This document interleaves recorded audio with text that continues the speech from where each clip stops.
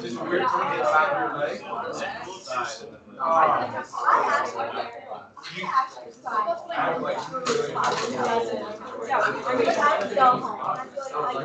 You can feel the kind of movement in and out. How about the pain on that? It hurt a second. I get it, yeah. Kind of lost it. So you're still climbing. That's what people do.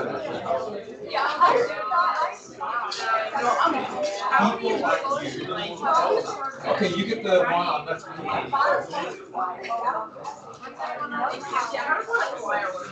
All right, where do we finish it here? Is this anyone's pencil? All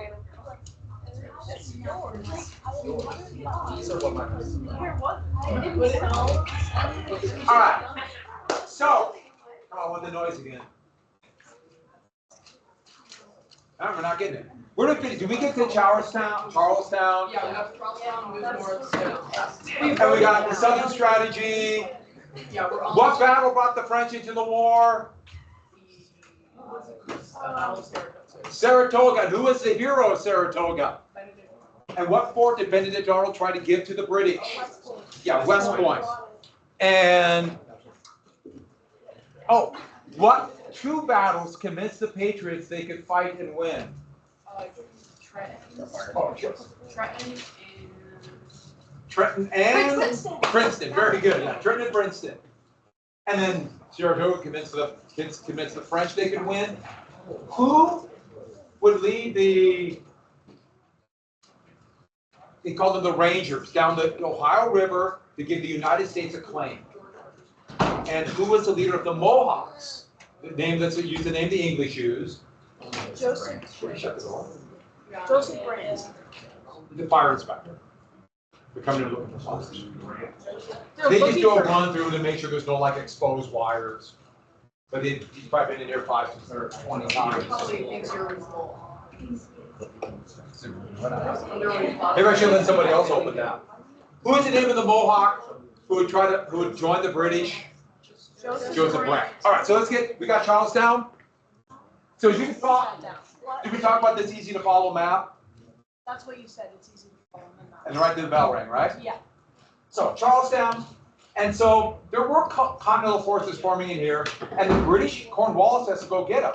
And this is trying to show all the different marches because Cornwallis is going to try to basically scoop them up in a net. But the first battle, and this couple of battles we got to talk about very quickly, is the Battle of Camden, August 1780. So the British are going to advance into South Carolina. And they're going into the interior. There's no real roads. And as they advance, General Gates, who took the credit for the victory at Saratoga, he's in command. Lord Cornwallis is the British commander. Cornwallis is a very capable British commander. And Gates has most of the militia. Both sides have, Cornwallis has about 12,000, Gates has about 10,000. And when the British attacked, I got to tell you very quickly what happened here. The British attacked Gates, who wanted to be overall commander of all continental forces, was in the middle of the line. He saw the British advance, fire one volley, musket balls must have whizzed by him, then fixed bayonets and charged. The British were not wasting any time. Gates saw what was happening and quickly made one very important decision. Yeah. What are these tests out of? I'll tell you in a second. And he made a very important decision. He saw the British advancing. Bravely looked at his men. The militia need him there. So what did he do? Ran away. As quick as he could run. And the whole Continental Line collapsed after Gates ran away. The whole thing fell apart. Just take the and then I'll add the rest. And the only thing that saved the Continental Army, there was another one, the battle started in the late afternoon, it got too dark. And they ran away. Cornwallis is sitting there thinking, I won a victory, but the problem is the Continental Army is still there. And so he has to keep going. And that would turn into this huge victory within the next few months would turn into A British victory to a British disaster. As they advanced, their supply lines got longer. And to get food, they had to do what's called foraging. Foraging is literally send out troops, you can see the wagons right here, to take it from farms. Especially these are small farmers who are storing food for the winter, and all of a sudden here comes a rampaging British army. And if they resist, they burn down the farm as a terror to everybody else. So here's a patriot engraving showing a patriot. She's standing up to the British. Years ago, she shot one to defend her home against marauding British. Well, that could happen, but for the most part, the British just took what they want, roughed people up, and burned down their homes, as we can see right here. Well, just imagine what's going to happen if they come through and start burning down your homes. You might go from being relatively neutral to patriots. They're creating more patriots as they go. And the problem is, who is a patriot? Who is a loyalist? Who's neutral? Everybody looks the same. So the British Army would march through on these foraging expeditions. They would steal food, burn down homes, and everybody they see is like, oh, we love the British, or keeping their mouth shut. And then as soon as the British march through, the patriots filter in behind. They don't have enough men to hold everywhere. They can march every place, but they can't hold it. And then small units would be liable to guerrilla attacks. So guerrilla attacks, the word wasn't used yet, but we mentioned this before, ambush, hit and run. So here are colonial guerrillas attacking a small British supply column. Attack, run away. Larger units filter off to the swamps of South Carolina. The most famous of these guerrillas would be Francis Marion, who would be simply known as the Swamp Fox. His statues everywhere. And here's kind of a stylized watercolor of them hiding in the swamp from the British. So the British would sweep through and then they hit in the rear. But there'd be a lot of these patriots. There's a really bad movie kind of loosely based upon Francis Marion called The Patriot. I don't know if anyone's seen it. It's kind of entertaining, but it has no historical accuracy. But the whole point is the British are now liable to guerrilla attack. And the main force of Cornwallis's army, nobody would fight as he marches through for the next 3 or 4 months. Well, Nathaniel Greene would be sent down by Washington to take command of the Continental armies of the South. Now that Gates has humiliated himself, Washington now finally is not going to be under the pressure of being fired. Greene is his best commander. He's a Quaker. Now, Quakers are pacifists, but he's going to be known as the fighting Quaker. As he saw it, I'm fighting for liberty. Yes, that's a little bit of a contradiction. And his idea, avoid the major fight till he's ready, and retreat, retreat, retreat. Pull back. And the British supply lines, I put the 2 arrows, that's my way of saying they get longer and longer and more vulnerable to attack. That means they have to spend out more foraging parties to get food, creating more enemies. Greene is sucking them into the interior of South Carolina and then into North Carolina. And just a couple months after Camden, there'd be a fight and another one a few months afterwards where small British units out there looking for guerrillas or foraging would be attacked. And they would be small continental victories, but victories. Jumping right here. Kings Mountain in October and Cowpens in January. These are in western South Carolina.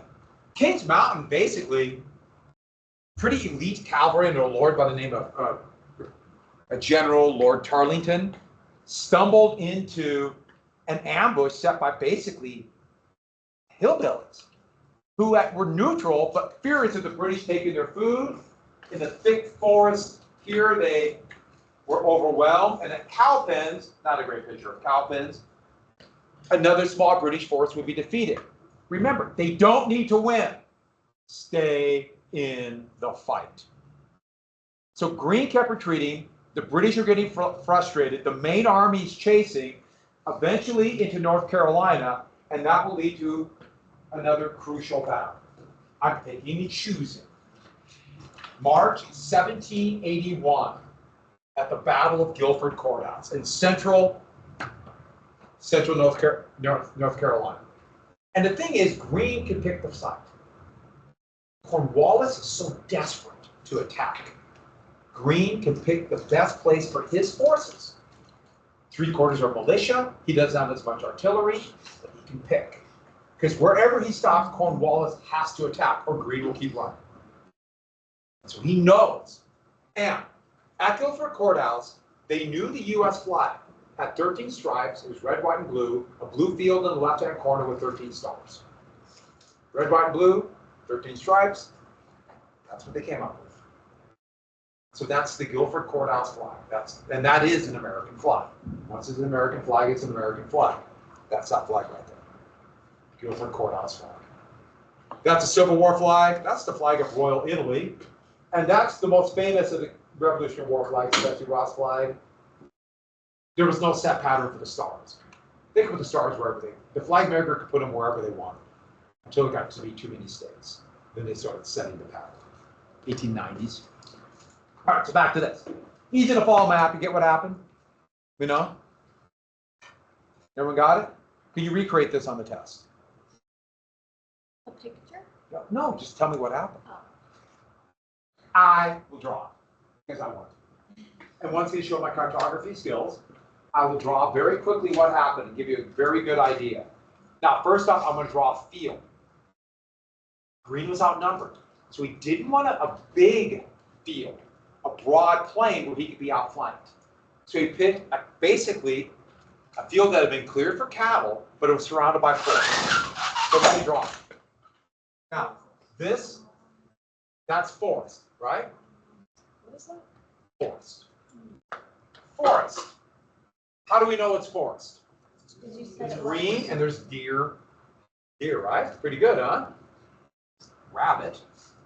Walrus. Gazelle.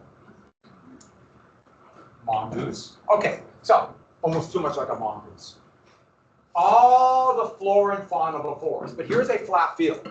But in the center, that's my idea. It basically gently goes up and then goes down. You hardly notice it if you're standing there. But if you're standing here, you really can't see here. So it's a really clever spot. And remember, militia almost always run. Greene knew this, and this is actually what happened at Cowpens. He's taking the strategy now at a broad scale. And he also knows how desperate Cornwallis is going to be. So what Greene does is he has his militia line up in 2 lines. I'm just making one. And they have very strict orders. Well, I'll jump the gun there. And then behind, he had his trained forces laying down. So the men on this side of the hill couldn't see them until they're at the top of the rise. It's not even a hill, just kind of a gentle rise. And they're laying on their stomach, waiting. So these are his best trained forces. Greene knows the militia always run. So they were ordered, stick it out, 2 shots. Fire, load, fire, and then run. Suck them in. And he also knows how desperate Cornwallis is. Cornwallis's plan is to march his lines to 40 paces. All one big volley of 5,000 muskets. Fixed bayonets in charge. Get them before they run away again. That's Cornwallis's plan. Also in the trees, they put a bunch of men with what's called Kentucky long rifles. These are hunting rifles. They're accurate, but they're really hard to load. So these are, see, they're blue. Those are men. Pretty good, huh? Feel like you're there? Who's been to North Carolina? 3 of us? Now, all of us. Right? All of us have now been to North Carolina. And it worked exactly the way Greene wanted at first. As the men marched to about 60 paces, the militia fired. And then, just as Cornwallis's officers ordered them to stop to fire again, the militia fired again, and they took off running. And the British soldiers, who were so angry and tired of chasing them, you can just imagine them. They're running, and they fired haphazardly. They fixed bayonets, and then kind of on their own, they just took off charging after them. Basically, we're going to stick them. We're going to stab them. We're going to go. and they went chasing over the hill after him, and their lines got out of whack. They lost their organization, and they would come in full speed, and just as they crossed over the hill, Greene ordered those men to stand up. And the trained Continentals fired in their face at about 15 yards and just cut them down in lines. Just shot. It was literally like they hit a brick wall. Lord Wellington did this to Napoleon's men, a battle you might have heard of called Waterloo. Almost the same thing. And they came over the hill and just mowed them down. And the British panicked. They weren't ready, and they took off running. This is where the Continentals got in trouble. What did they do? We got them! And they chased them over the hill, and this turned into what we call a melee. That's what you draw a melee. So this confusing bit where British and Continental forces are together, there are people in the woods firing at them. It's chaos. And Cornwallis is sitting back here, and he is panicking because he realizes if I lose out in the middle of the wilderness, this would be worse than Saratoga. This is a defeat we can't come back to, and my career is done. And so he makes an order to show you what kind of general he was. He had almost 30 cannon, most of them 6-pounders. They fired a 6-pound cannonball, lined up, wheel to wheel back here. He had them load. Does anybody know what grape shot is? Yeah, what is it? Yeah, go to it. Cannon shotgun. Kind of, yeah. Think about literally grape shot. Imagine they got a little burlap bag about this big, and they would fill it full of about 12 pretty crudely made round balls, about this big. So, half pound each. And they would jam that bag in, and then it would come out like a shotgun. They were originally designed to cut holes in the sails for naval battle. Can you imagine what that would do to a human body? And he fired it into the melee, into his own men and the Continental men. They're not really aiming them. They just fire, and out of a range of about 200 yards, and they just kind of, like a big shotgun, and ripped them apart. And that's where Greene orders his men to retreat. He lost some men, but he pulled them back. One thing, in the next century, they'll develop something called canister. So imagine, similar idea, but instead of balls about that big, they're about the size of a musket ball. Little balls, about 40 caliber. So, and about 250 of them out of a gun. Can you imagine what that would do to human beings? We'll get to that in the Civil War. Well, Greene pulled back. A third of Cornwallis's men were killed or wounded. Just heaps of bodies and wounded men. And Greene pulled back. Who won? I mean, Cornwallis held the battlefield, and if he loses another battle like that, his army's gone. Or wins another battle like that. This was a great victory. Strategic victory. Long-range victory for the Continental forces. On the battlefield, tactically, a British victory. But Southern strategy is done. And with that, see? Didn't it explain it pretty well? Almost exactly the same. It's a good plan, isn't it? It's a clever idea. Take advantage of how aggressive the British were and how little they thought of the militia. And so Cornwallis had no choice but to flee to the sea. And so he had to flee here, get resupplied, and he abandoned the Southern strategy. He had no choice. He went up into Virginia, and Greene just simply followed. Greene went to town that Cornwallis took and liberated. He didn't follow Cornwallis. He went into South Carolina and liberated every town all the way to Charleston. That is why if you go to North Carolina, South Carolina, and Georgia, Nathaniel Greene statue is everywhere, in every town. The great hero of the Continental forces, a man from Pennsylvania, but came down and retook the South, Nathaniel Greene, even more than Francis Marion. And it was a disaster. Ironically, Cornwallis would go into Virginia and fight alongside Benedict Arnold for a while, and then realize this is a failure too. A total disaster. And that would lead to the October Siege of Yorktown, the last battle. Guilford Courthouse very well could have been the last battle.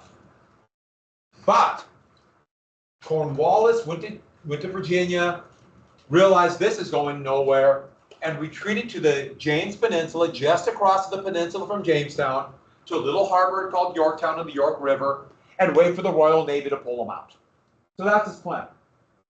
The main British force is still in New York. So they're still up here. And Washington's main force, over 10,000 men, half are French, are up here. And Washington hears about the September retreat into Yorktown. And he and his French counterpart, the French commander, a general by the name of Rochambeau, yes, his name was Rochambeau, he and Rochambeau decided, let's take a chance. And literally the say was, Washington said, I'm going to roll the die, AKA gamble. I'm going to fake an attack on New York to hold the British forces under General Clinton there. Fake an attack. Faked an attack and then march as quickly as possible to Yorktown. As quickly as possible. So, abandon New York, which could turn out to be a disaster with just a skeleton force there. And then surround the British forces at Yorktown. It's a very risky plan. And there's no real roads. His men are not very well drilled. The French are better trained, better equipped, but still a hard march. And they got to get there as quickly as possible. And the thing is, the Royal Navy can still just pull them out. He needed help, not just from the French forces. Rochambeau was all for it, but Rochambeau had to get help. I put down the French, but the French Navy. He needed the French Navy because the Royal Navy could sail in and pull them out. And I got to be clear, probably this would have been it. But maybe the peace agreement wouldn't have been as good for the new United States. And we're jumping right in here. It's called the Battle of the Chesapeake Capes.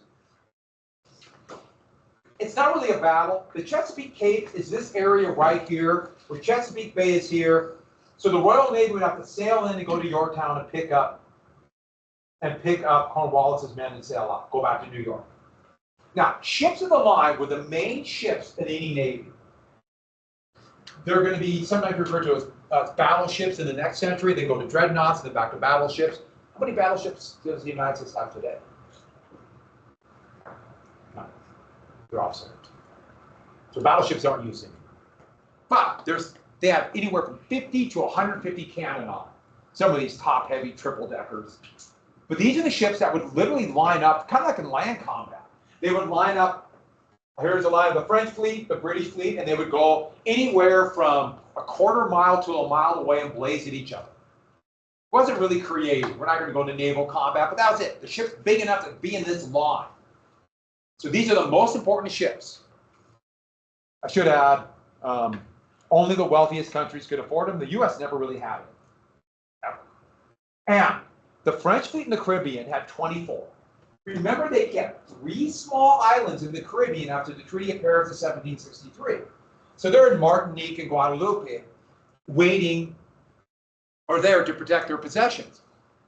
Now, the British had a lot more ships in the Western Hemisphere. They had nearly 20 ships of the line, but it's way up there in Halifax. So in Canada, they're out of the battle. They had 12 in New York and 19 in the Caribbean. That's how many ships. So 31, they would have outnumbered the French. If they could have combined the fleets, they could have been able to force their way in, pull Cornwallis out. But what season is it in the Caribbean right now? What's that? It's fall, but they have a season. It's hurricane season. Is that what you said? Oh, I didn't. Hurricane season. It's hurricane season. How do you know hurricane's coming in 1781? You go. Oh, you know, 100-mile-per-hour winds all of a sudden. That's how you know. Hurricane just hits. And a huge French fleet was destroyed in the Caribbean in 1759. And they all remember this. If they're caught on the hurricane, their entire fleet's destroyed. And so it's a big risk. If the French sail their fleet out and destroy it, they lose their islands. Same with the British. Who's going to risk their fleet? The French. The French risk their fleet, and all 24 ships sail up here. The British stay in Jamaica because they're worried about the hurricanes. So only 12 ships of the line and the rest of the auxiliary ships arrive. The British realize they're outnumbered and they turn around and sail back to New York. So it's not even really a battle. But that means Cornwallis is isolated. And when Washington arrives and begins to dig trenches, Cornwallis is stuck. Hurricane season. And those 3 islands that the French kept in 1763, hurricane season. And that led to the siege of Yorktown. So there's already defenses here. The British built defenses. And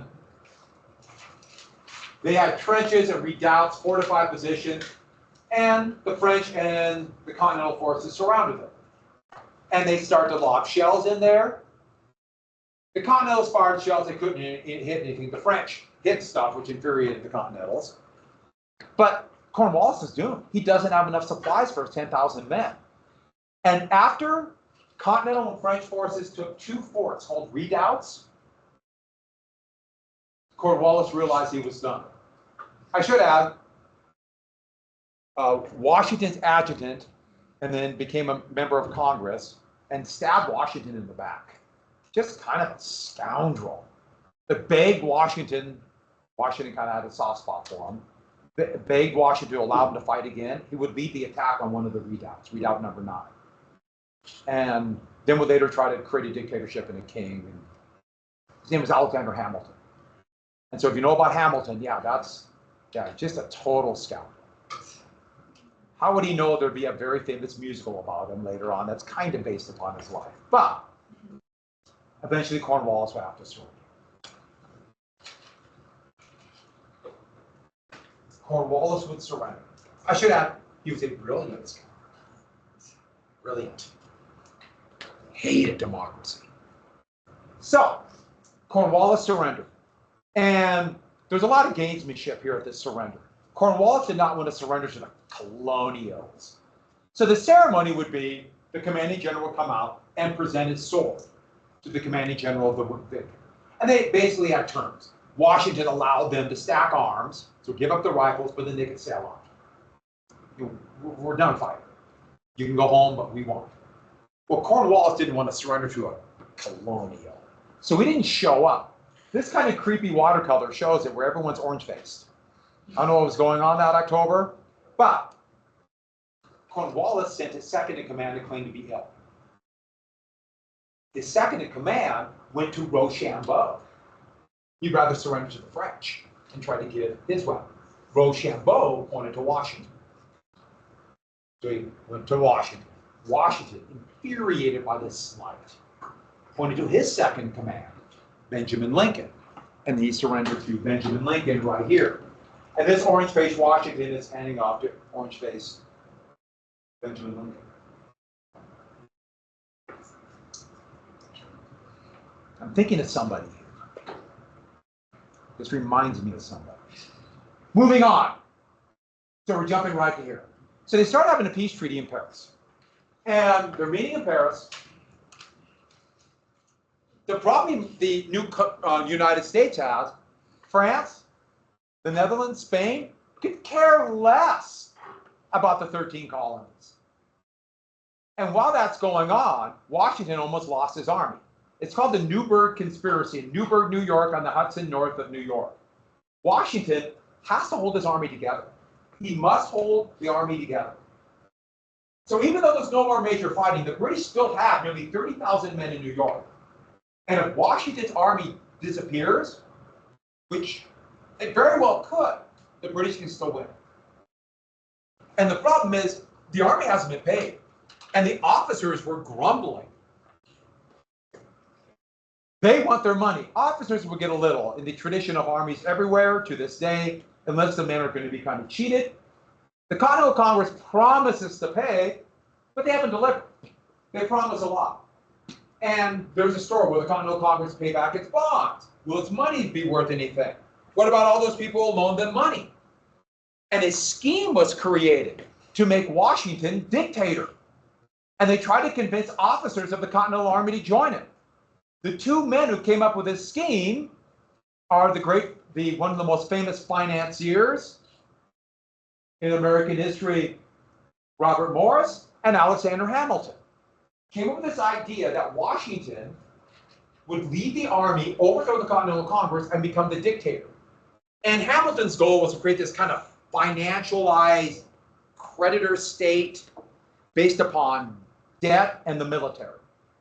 So basically a militarized finance state, which didn't really exist, kind of loosely based upon the British. Washington wanted nothing to do with this. Now, I can't go into the details. Maybe tomorrow I'll tell you on Thursday I'll tell you the quick story. But Washington diffused it. Washington was able to diffuse what happened. And don't worry about the speech right here, but just write Washington diffused it and saved the Union, saved the country.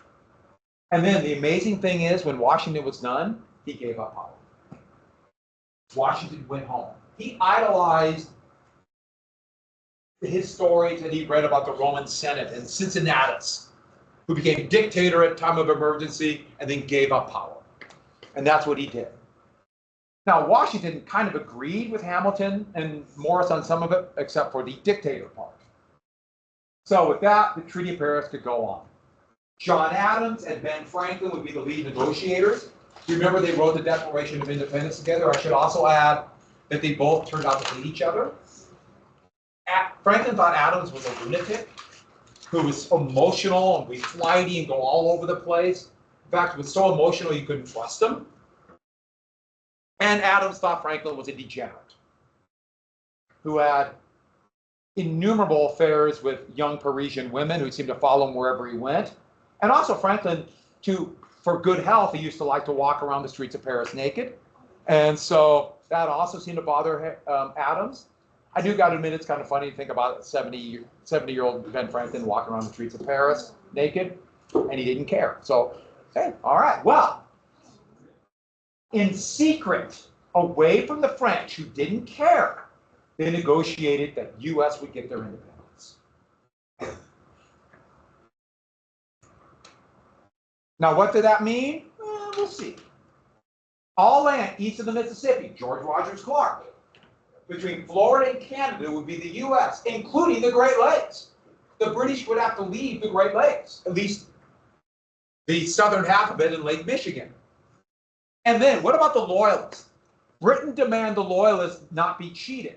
So the Loyalists would be protected and be compensated for any land they lost or were destroyed during the fighting. And then, to make the new West, that area between the Appalachians and the Mississippi, work, they need access to the Mississippi River, especially New Orleans, which was Spain, which was Spanish. They need access to the sea. And they went home, and that is the treaty, the Continental Congress. Their last act would be to endorse this and leave it to the next government. And I should ask, did this happen? No. No. They did not protect or compensate. Most of the Loyalists, or a significant number, had to flee to Canada or they went to New Orleans, which they would eventually be sucked back into the U.S. There are still lawsuits today from descendants of Loyalists for the land they lost in the Revolutionary War. Today, most lose. And do you think the Spanish cared about this? They started charging tolls and even blocking the Mississippi right away. And there's nothing this new country can do. But technically, we're independent. And that's a good place to quit. Now, I know what a lot of you are thinking. I want to write stuff. Right? Who's thinking that right now? Calm down. I'll let you write tomorrow. I call them short IDs. So pay attention, people. When you see that, you know something big is coming. She knows. She knows. What is a short ID? So a short ID is how I do short essays. I like these. I think this is the best way to test, but it's also the building block for a paragraph. I will give you a list of terms or a phrase. So for example, let's say I gave you the phrase trickle-down economics. Now, I know most of you are ready to write about trickle-down economics, right? This is conservative economics today. It got the name in the 1920s, and this is a term we'll get to later. I'm just giving you a sample short ID. So let's say you're going to do a short ID in trickle-down economics. So the main elements, there's no topic set, you start writing. You must have the term somewhere I can see it. And is this is a body paragraph for an essay. So we are chunking large essays, which we have to do, into small bits. So it has 3 parts. 1 to 2 sentences is a summary. Explain what it is. Basically, what, when, where, why. Put information. You got to be concise. 2 good sentences. Okay, you notice I said 1 to 2 sentences? You choose what is better, 1 or 2 sentences. Do you get my drift on this? You can decide. Be concise. The odds are the more facts you get in, the better you are. Then, an example. So an example of it in action.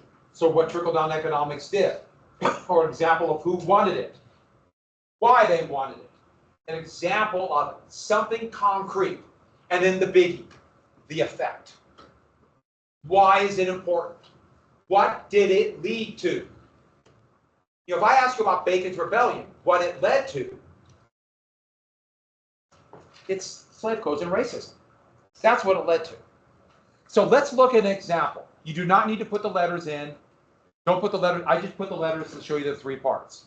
And yes, accidentally, it forms its C.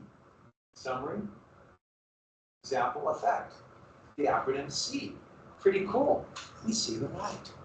Wow, that's amazing. Yeah. Yeah. So trickle-down economics. Here we go. That is my, can everyone read it okay? It's not that big. I have 2 sentences. I put a lot in, so I want to give you an example. Can everyone see it? You do not need to put the A in the parenthesis. I'm just giving you an example with the first 2. Huh? This is for the 1920s. Hey, you gotta write. You gotta get stuff in. Huh?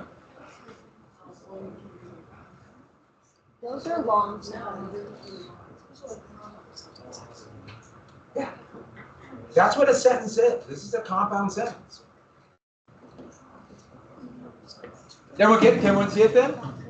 So this is actually, so this is what we would do. This would be a test for like around the Great Depression. 2 sentence explanation, the example, big tax cuts, what would it lead to? I added a lot. If you just put inequality and lead to the the Great Depression would be fine, but I want to give you enough examples. I included overproduction here and over speculation. This is the essence of conservative economics today. But it's right here.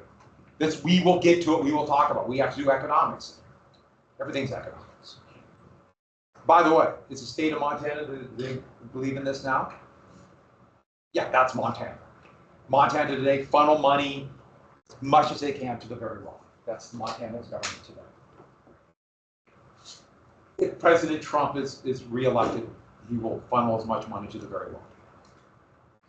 With the idea being they will stimulate the economy or build mansions. So everyone got that? All right. Any questions on that? Any questions on short IDs?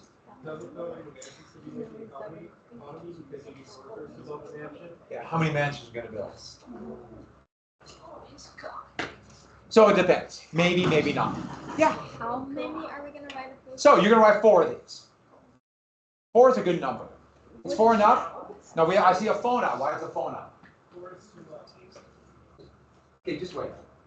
This is going to be on Teams. This will be on, I put this example on Teams, you'll check. And the review list is on you. So let's look at that review list. I am going to give you those ones in asterisks, almost all are going to be on there. You have to write 4 of them, so you can choose. But a couple things. I'm going to do it in such a way that you're going to have to write about either Bacon's Rebellion or fornication laws. You ever hear what I said?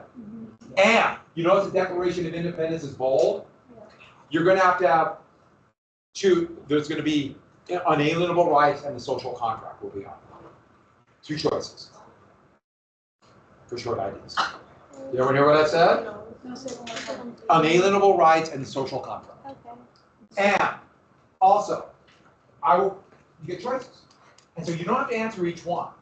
You just have to want the ones you know the best of those asterisks, and most of them will be on there then. So I'll give you choices. That's good. You're gonna write what you know. That's also bad. My assumption is you know. You know, I mean, it all works out, right? It evens out. And then the rest are multiple choice. There are 24 multiple choice, and a lot of those multiple choice, I might have 2 or 3 of these things on the list as your choices. And the multiple choice, some are going to be very basic. You know what? Let's look at that list. Let me ask you. Thomas Paine would write what pamphlet to encourage the Declaration of Independence? Common sense. Be something really easy like that.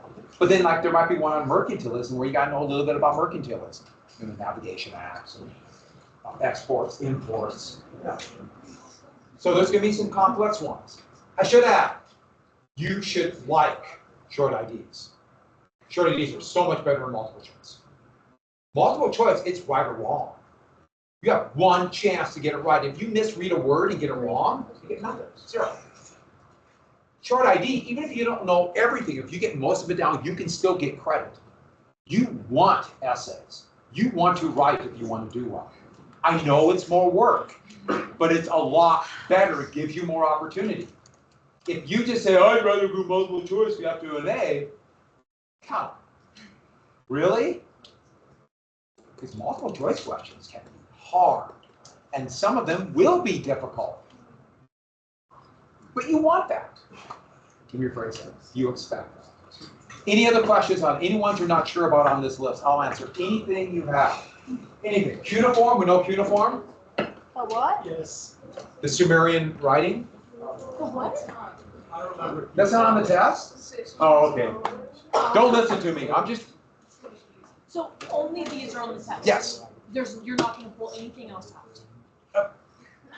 I think so.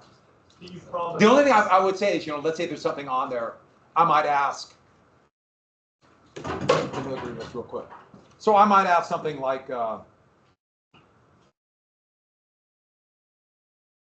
I mentioned the fur trade, but the fur trade led to King Philip's War. So I might ask about King Philip's War, which was directly part of the fur trade. Oh. Does that make sense? Yeah. But I'll do nothing, they will be about it in some way. I really try, you know, I'm not trying to trick you, for the most part. So if we know like everything on this, you would say we're pretty good. Oh yeah, but remember, it's more than just simply knowing the basic. Gotta know what it led to. No. And then for the short IDs, you gotta know more detail. Because you have to write good, 4 solid paragraphs, so you will need Oh, paper. what are you doing? I'm playing with your work. Any questions, any ones we don't know? Thank you. Very nice. Is it lined? Very much. Whoa. I'll let you have lined paper. Yeah. The Declaratory Act, and that's in the second column.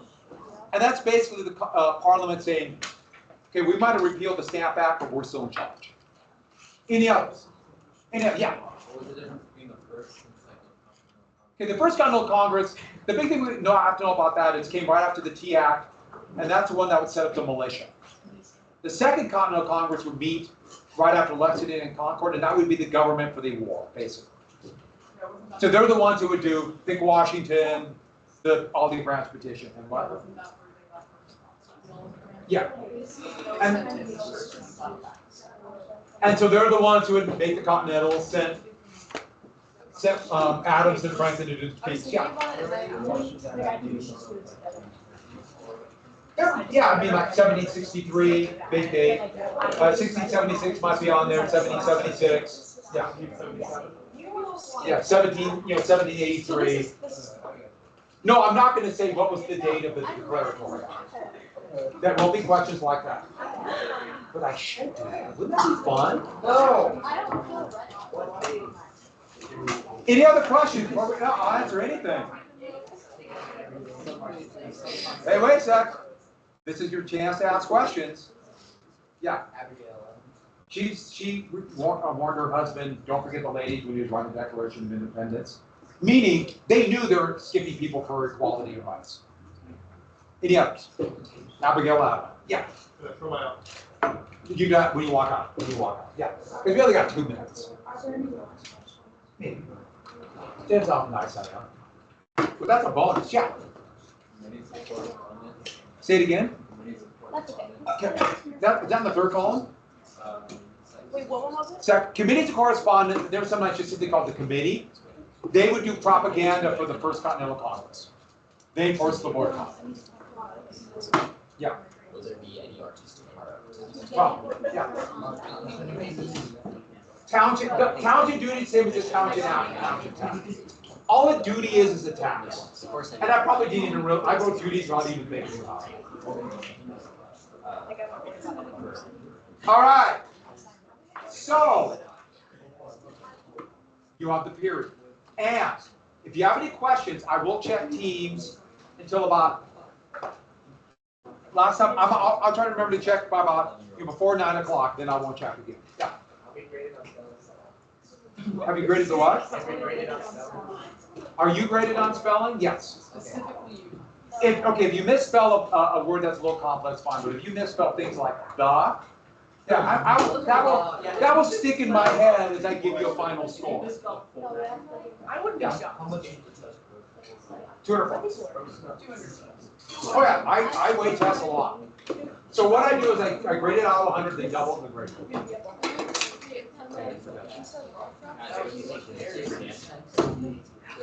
Make sure you have paper.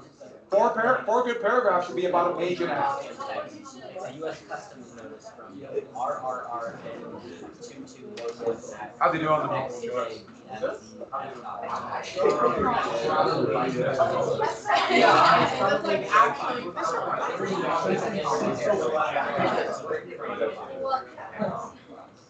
The problem with that, I missed one or two.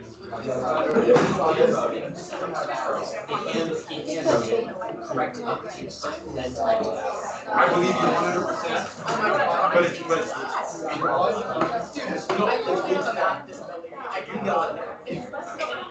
you know what I did?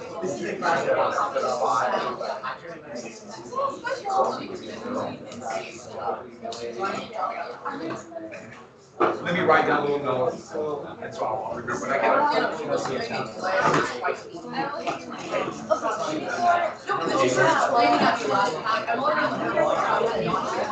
And then she started screaming at me in front of the entire class, walking out, blinding. Somebody had a background.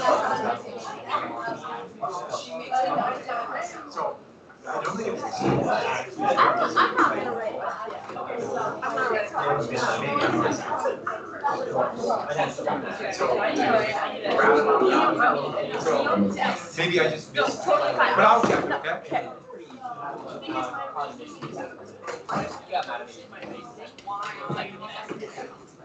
Mr. Partridge.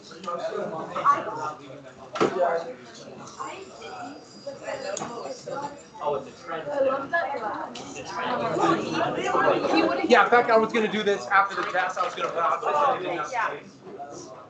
And here are a bunch that didn't have names. Let's see if you're- Oh, It's actually not good. Bro, I've never felt so dumb in my life. I literally feel like I brought everything. It's not good. Let me just do the rest. Okay. And let me jot it down. I got a few more that didn't have names. Okay. And I think I just put them down there also to make sure people, if they didn't. Okay, thank But you. I'll put it on. So, got it down, so when I get a break, Yeah. I will check. Okay, thank you. Heads up, anonymous.